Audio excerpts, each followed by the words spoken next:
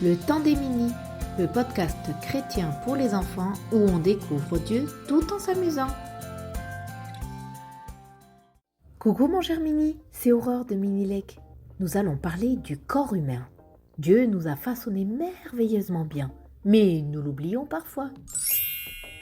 Je vais te poser des questions et tu auras 10 secondes pour répondre. Voici la première question. Dieu nous a créés avec beaucoup d'organes en double. Peux-tu me citer ce que nous possédons 2 fois, comme 2 yeux? Allez, à toi, c'est parti!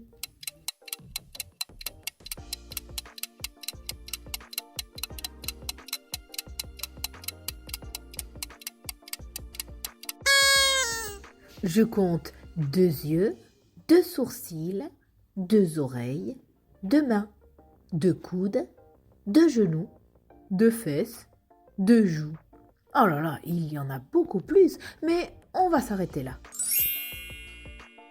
Peux-tu me nommer sur ton corps ce qui est au nombre de 10? Allez, à toi!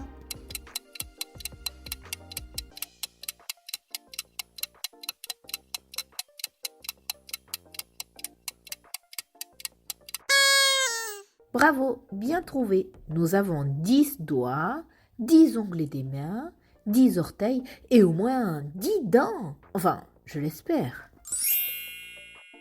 À l'intérieur de notre corps, nous avons des organes que nous ne voyons pas, mais qui sont très importants. Peux-tu m'en citer 3?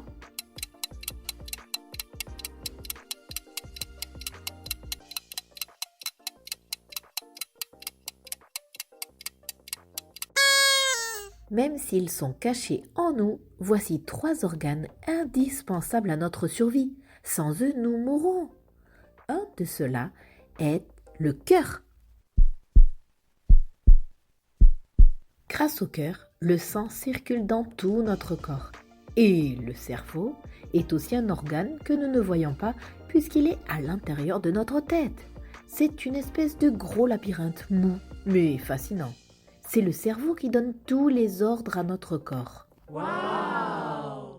Le 3e organe auquel j'ai pensé et qui est bien caché sous notre cage thoracique, c'est le poumon, ou plutôt les poumons, car nous en avons 2. Ils nous servent à respirer.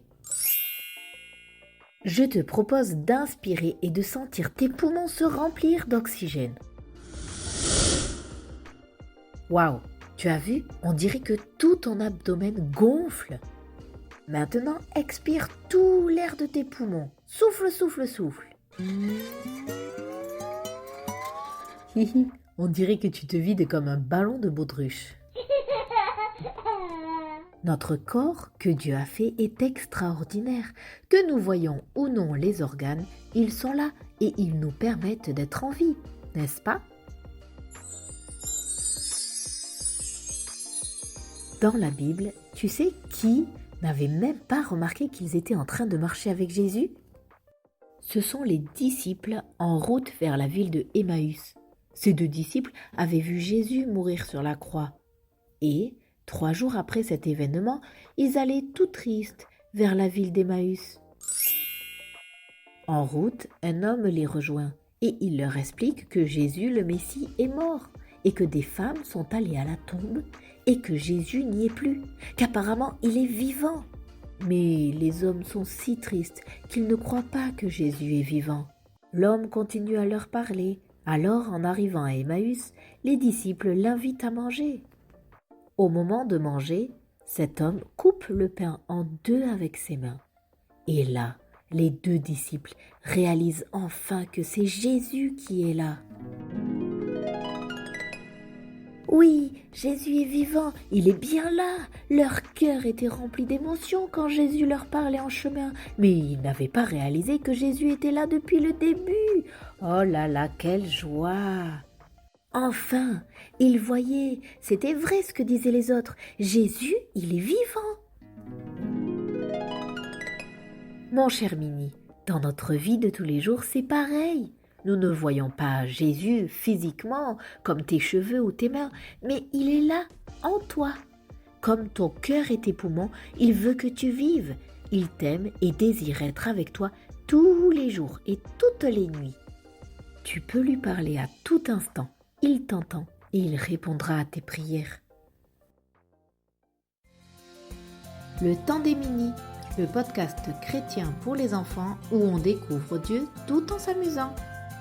Retrouve d'autres ressources sur minilec.com.